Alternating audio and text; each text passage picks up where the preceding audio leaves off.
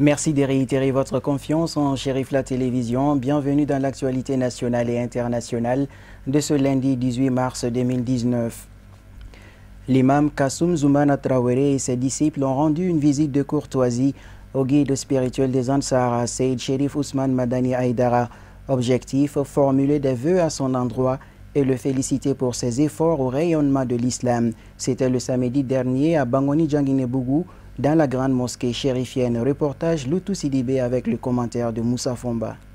Cette ziyara, cinquième du genre de l'imam Kassoum Zoumana Traoré, ses disciples, amis et collaborateurs au guide spirituel des Ansar, non moins président du groupement des leaders spirituels musulmans du Mali, à Seyyed Cherif Ousmane Madana Haïdara, avait pour objectif de formuler des bénédictions au guide et à sa descendance, en outre saluer ses efforts qui ont guidé les musulmans vers le droit chemin à travers les 6 serments de l'islam. L'édition 2019 a été surtout marquée par le nombre considérable de pèlerins ayant effectué le déplacement venus de la capitale et ses environs. Ainsi, 9 cars, 4 sotramas, sans compter d'autres moyens de transport, ont été recensés. Au cours de cette visite, des cadeaux symboliques représentant la culture Dogon et la somme de 100 000 francs CFA ont été offerts au guide. Plusieurs militants de l'association des Ansar ont également pris part à la ziyara et se disent satisfaits des actes posés par le guide. Après avoir fait un rappel des mérites de la ziyara en islam et renouvelé les serments des visiteurs du jour, Seyyed Cherif Ousmane Madana Haïdara a saisi l'occasion pour remercier la communauté Dogon de son affection et sa générosité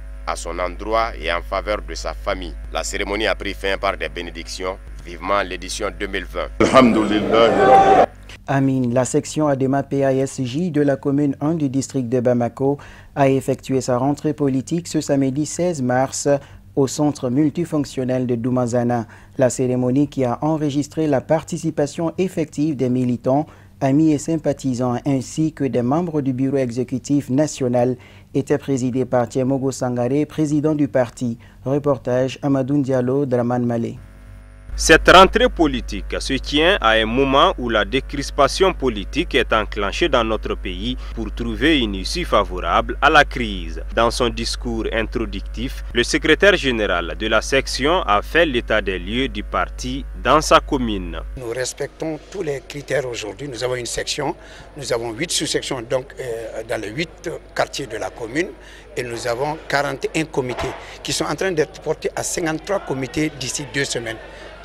Cela augure de l'adhésion et de tout l'engouement que les militants, que les populations ont pour le parti aujourd'hui en commune 1. Sinon, d'une autre manière, au niveau de la représentativité des élus, nous sommes au niveau du Conseil national qui est l'exécutif local. Nous sommes représentés, nous avons 6 élus et nous sommes au niveau du bureau communal.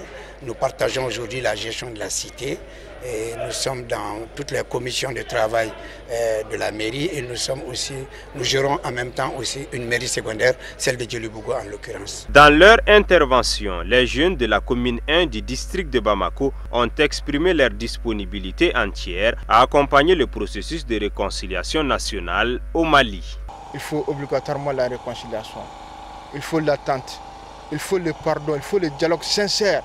Je demande au président Ibrahim Boubacar Keïta de continuer sur cette lancée, d'écouter toutes les couches du Mali, que ce soit l'opposition, les religieux, toutes les classes sociales, de voir et puis parler sur le Mali, car le Mali est au-dessus de tous. Dans sa prise de parole, le président du parti s'est longuement entretenu avec les militants du parti sur les grands sujets d'actualité en cours dans notre pays, tels que la tenue des élections législatives, la réorganisation territoriale ou encore le dialogue politique et social entre toutes les parties. Dans la même veine, il s'est prêté également aux questions-réponses de l'Assemblée. Ce matin, je suis venu en commune 1 à la tête d'une forte délégation du CE. Et à l'issue de mes échanges avec les structures de la commune 1, je me rends compte que le parti est très actif en commune 1. La base est mobilisée et les uns et les autres sont déterminés à aller dans le sens du renforcement du parti. Et le message que j'avais à leur porter c'était celui consistant à les inviter à prendre une part active aux activités qui sont aujourd'hui à l'agenda du gouvernement, notamment la révision constitutionnelle, les réformes institutionnelles, et surtout les préparatifs pour les prochaines élections qui sont prévues pour l'année 2019. Et en même temps, les appeler aussi à travailler sur les activités à mener dans les structures du parti. Il faut faire vivre les structures du parti, les comités, les sous-sections et la section. Et je pense que le message a été reçu 5 sur 5 par les responsables locaux. Je m'en félicite.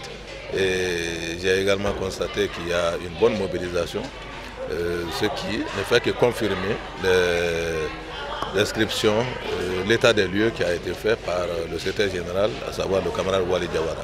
Cette rentrée politique a permis aux militants et le bureau exécutif national de dégager des stratégies politiques pour mieux préparer la conférence nationale du parti. Toujours dans la même veine et avec le même parti politique, le bureau de l'ADEMA-PAJ a rencontré ses membres et sympathisants de la commune 4 du district de Bamako le 17 mars au siège de la FIABougou. Objectif, reprendre contact avec les structures de base et leur expliquer les priorités dans le programme du parti. Reportage Tata Touré et Draman Malé. Le comité exécutif du Parti africain pour la solidarité et la justice poursuit sa tournée au niveau des structures de base qui a pour but d'expliquer aux militants et sympathisants des sections des résolutions prises par le Bureau national lors d'une rencontre tenue à Bamako. Le Bureau national a exhorté le comité exécutif à rendre visite à toutes les sections du parti au plan national dans un cadre de travail d'échange et de redynamisation des militants du parti pour les élections prochaines. À l'entame de ce propos, le secrétaire général du parti ADEMA a déploré les maux qui gangrènent la section, entre autres.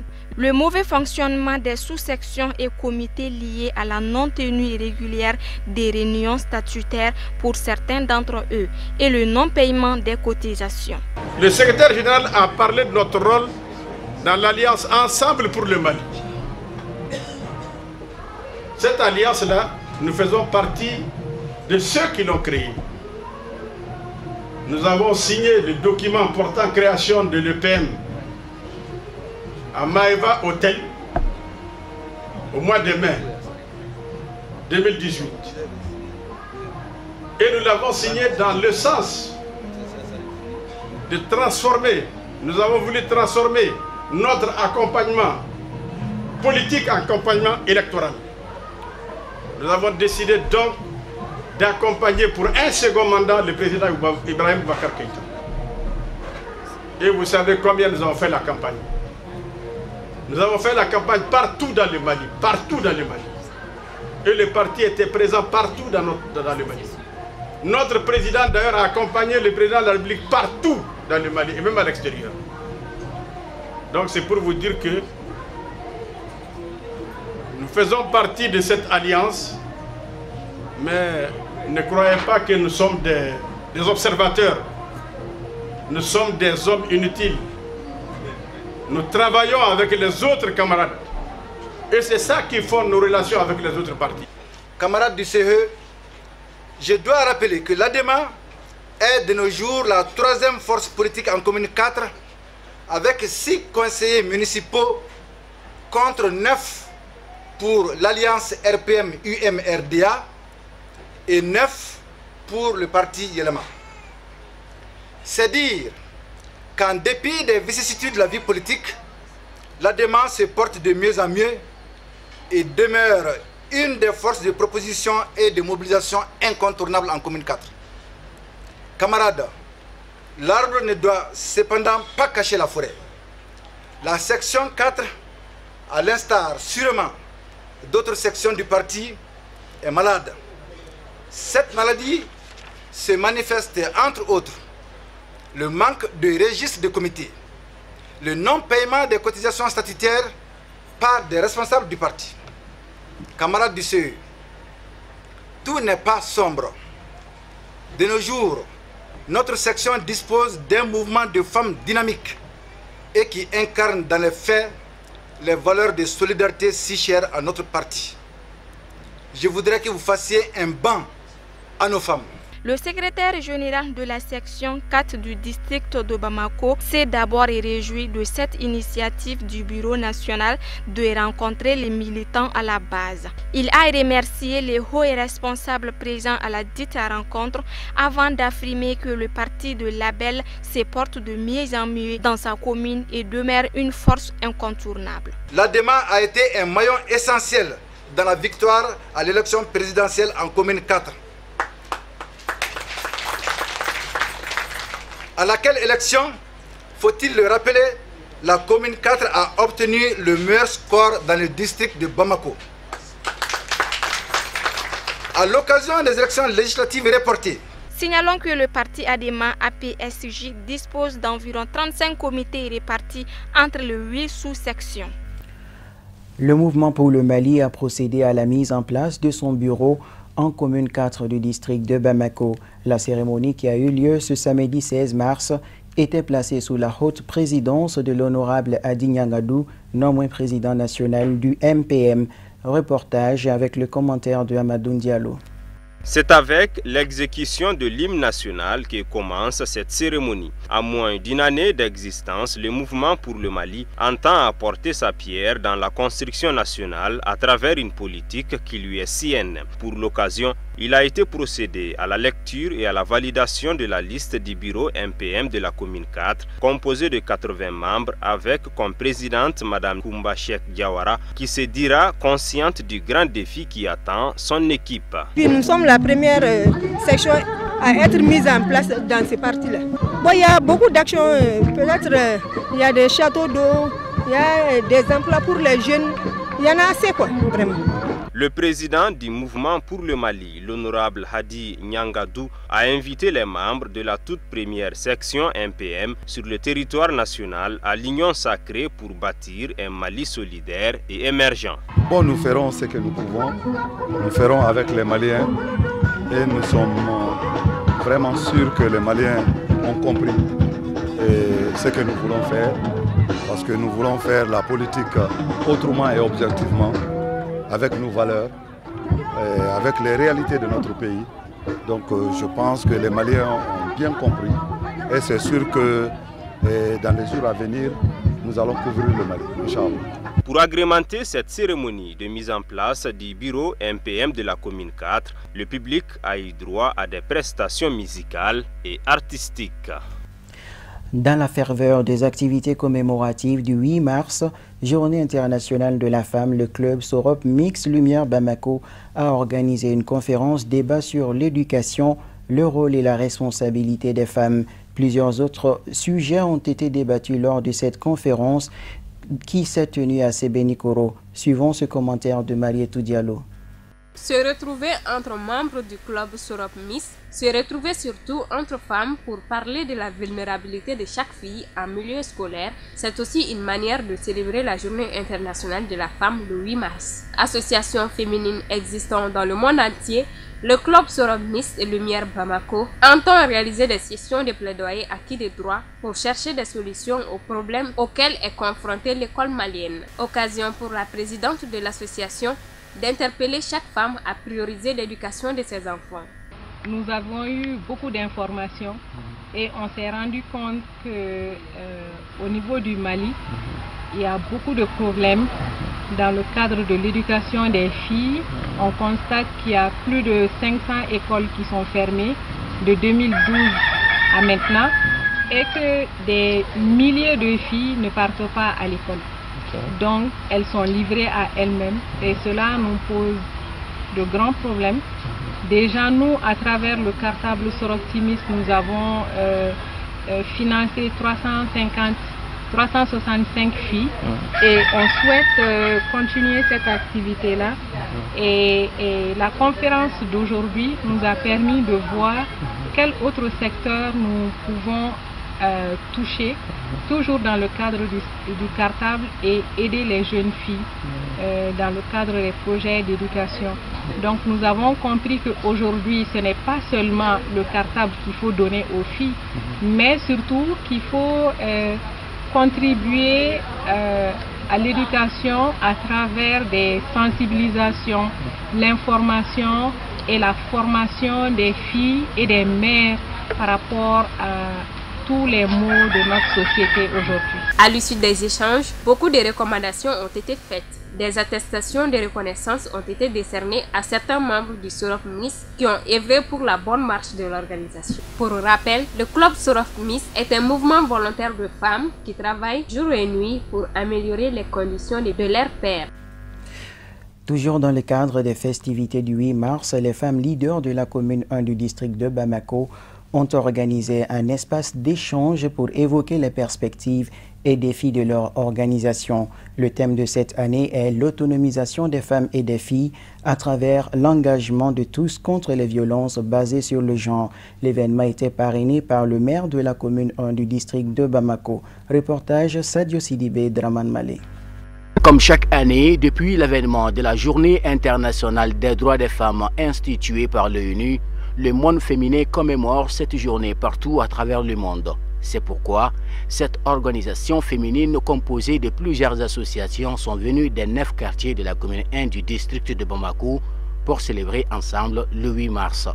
La présidente de la commission d'organisation a rappelé le rôle que joue la femme dans nos sociétés. Nous allons ensemble fêter cette journée qui est la journée des femmes. C'est une journée historique dans le monde entier. Et les femmes du Mali ne peuvent pas être en marge de cette journée. Et au niveau communal, vu que nous sommes dans un processus de décentralisation, nous les femmes de la commune 1, on ne peut pas être en marge. Et dans une diversité plurielle que nous sommes là, il y a toutes les associations qui sont dans divers réseaux, dans d'autres collectifs, dans d'autres coordinations. On s'est dit, on se met au-dessus de tout cela et qu'on se unisse ensemble et réclamer nos droits. La date du 8 mars est tout un symbole. Elle est le fruit d'un combat de longue haleine mené par des braves femmes qui consacrent donc leur lutte à l'autonomisation. Braves dames du Mali, à l'occasion de la fête du 8 mars, votre belle fête et celle des hommes aussi. Fêter le 8 mars est tout un symbole. Il est le fruit d'un combat de longue haleine mené par vous, mes sœurs du monde entier, pour votre liberté et pour une autonomisation de la femme éternelle. L'histoire ancienne nous enseigne que dans le temps, une femme qui mettait au monde une fillette était persécutée autant que sa fille. La mort était programmée pour la pauvre petite fille qui n'a pas demandé à venir au monde, encore moins choisi son sexe. Je souhaite de tout cœur que le Seigneur Tout-Puissant nous entende et nous guide chaque jour vers des lendemains meilleurs pour le bonheur de notre Maliba. Cette journée est aussi l'occasion pour les femmes de promouvoir leur identité et leurs droits. Dans la même foulée, elle demande au gouvernement de respecter l'équité genre dans les traitements de postes nominatifs. Nous sommes les femmes qui sont au niveau de la famille, les piliers de la famille, comme on a l'habitude de le dire, les gardiens de la société, des valeurs culturelles. Et aussi, nous voulons être présentes dans le développement politique, dans le développement administratif et montrer que ce qu'on peut faire dans la famille, on peut le faire en dehors de la famille. Et cela en égalité de chance avec les hommes. Et nous avons lancé aussi un appel à notre mairie de la commune 1, au maire de la commune 1, pour qu'on implique davantage les femmes à participer dans les cas de concertation, qu'on prenne en compte les préoccupations des femmes, que ce soit dans les besoins des services, pour l'accès aux services sociaux de base, que ce soit leur autonomisation financière, entre autres. Les femmes de la commune 1 du district de Bamako ont bien magnifié cette journée sur de très bonnes notes d'espoir en se donnant rendez-vous pour le prochain 8 mars. De la culture, avant de refermer la page nationale de ce journal, la cérémonie d'ouverture de la 6e édition du Festival international d'Idadi de Bougouni s'est tenue le jeudi 14 mars 2019 sur les berges du fleuve Baoulé, en présence des autorités politiques, administratives, coutumières de Bougouni, ainsi que du parrain Bakary Togola, directeur du festival, et des dizaines de milliers de festivaliers du Mali et de l'Afrique. Cette édition est placée sous le thème « Identité culturelle face à la mondialisation ». Nos envoyés spéciaux Amadou Kamara, Seydou Niaré.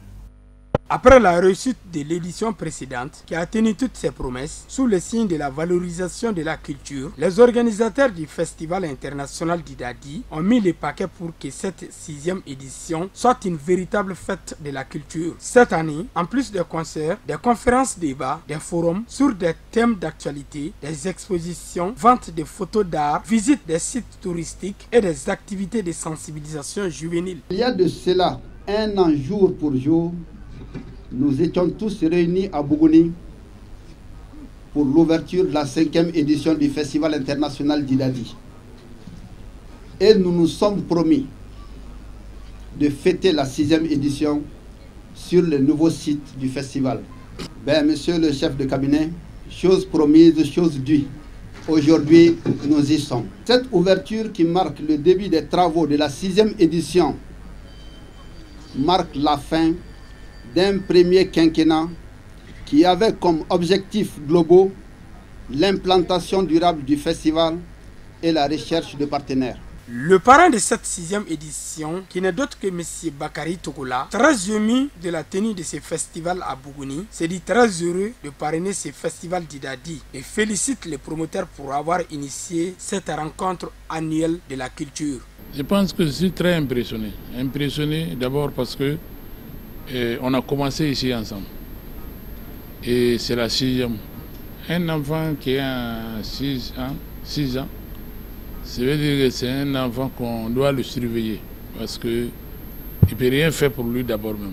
Donc je pense que je suis très heureux et qu'on a une 6e édition et demander au grand Dieu de nous continuer.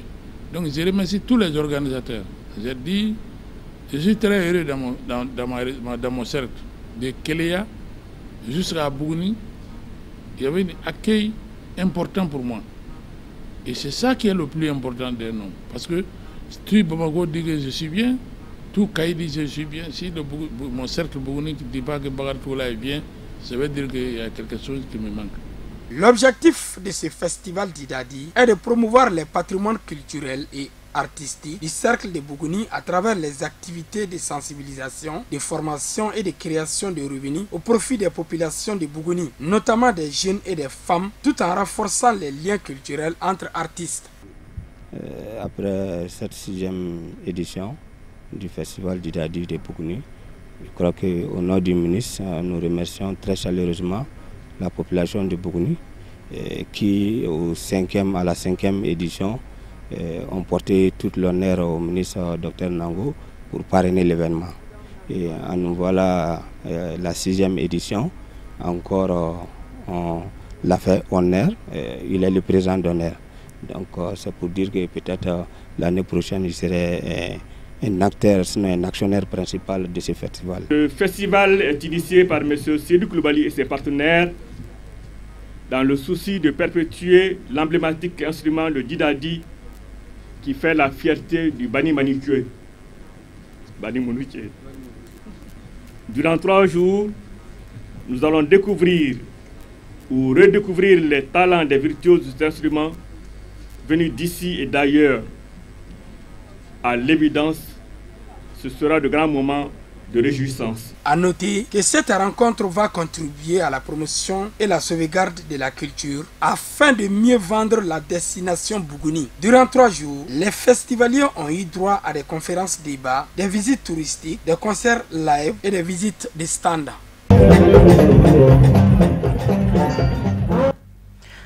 À présent, le tour d'horizon de l'actualité sur un autre plan, en bref et en images commenté par Amadou Diara.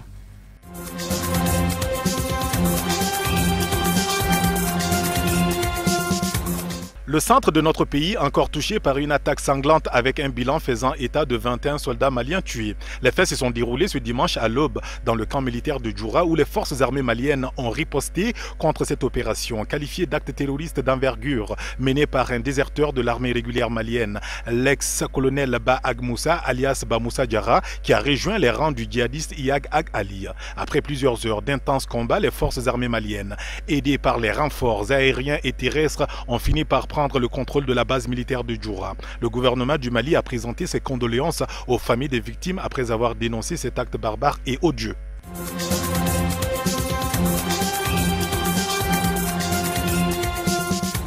En Algérie, les nouvelles mesures annoncées au cours de la conférence de presse conjointe du Premier ministre et du Vice-Premier ministre ne semblent pas avoir convaincu les Algériens. De nouvelles manifestations d'étudiants, de magistrats ou encore de journalistes ont eu lieu ce dimanche 17 mars à travers le pays. Après 4 semaines de manifestations et de protestations, alors que l'opposition demande le départ du président Abdelaziz Bouteflika, une nouvelle manifestation d'étudiants est prévue ce mardi 19 mars, date symbolique dans l'histoire de l'indépendance de l'Algérie.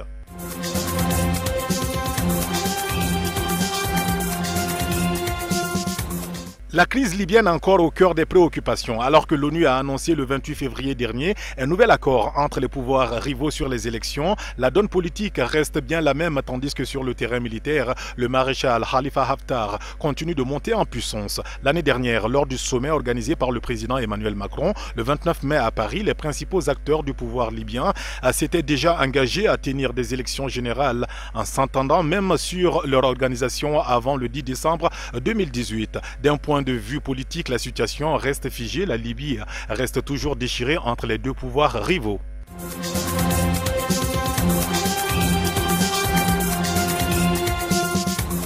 Les premières analyses des boîtes noires après le crash de l'avion d'Ethiopian Airlines ont révélé des similarités claires avec le crash d'un Boeing du même type de Lion Air au large de l'Indonésie selon la ministre éthiopienne des Transports. L'accident de dimanche qui a provoqué la mort de 157 personnes à bord de 35 nationalités différentes est le second en moins de 5 mois pour le Boeing 737 MAX 8, désormais cloué au sol dans de très nombreux pays dont les États-Unis. L'enquête sur l'accident de Lion Air a pour le moment mis en cause un dysfonctionnement sur le système de stabilisation en vol destiné à éviter un décrochage de l'avion.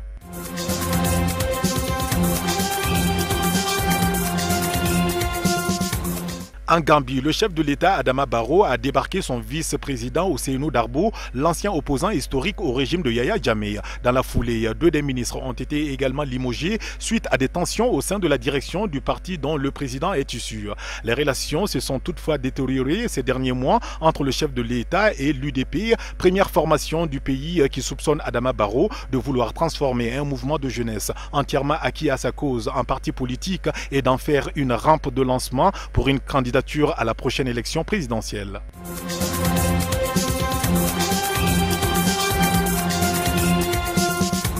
Près de 4 mois après le début de la série de manifestations des Gilets jaunes en France, la violence des casseurs de ce week-end a engendré d'énormes dommages sur la célèbre avenue des Champs-Élysées. Les 5000 agents de sécurité, dont une quarantaine d'unités CRS et gendarmes mobiles déployés samedi dernier, n'ont pas suffi à canaliser les jeunes manifestants déterminés à en découdre pour se faire entendre. Les autorités, visiblement dépassées par l'ampleur des dégâts, ont reconnu des dysfonctionnements sécuritaires lors de cette mobilisation émaillée d'extrême violence. L'exécutif, qui a été très critiqué par l'opposition pour sa gestion, a convoqué ce lundi matin une réunion de crise. Le président Emmanuel Macron envisagerait d'interdire les manifestations sur les Champs-Élysées.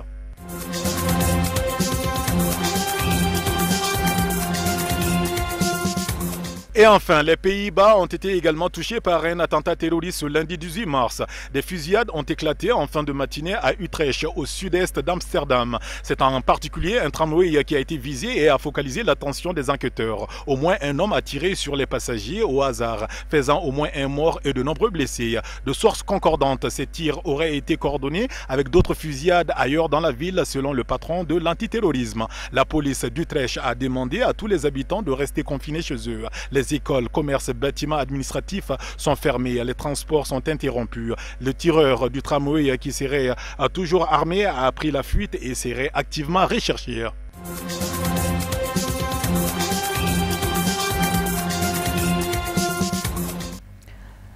Ainsi s'achève cette édition qui vous a été proposée par l'ensemble de la rédaction de Chérif La Télévision. À 21h, Amadou Kamara vous en présentera la version Bamanakan. Bonne suite des programmes et à demain.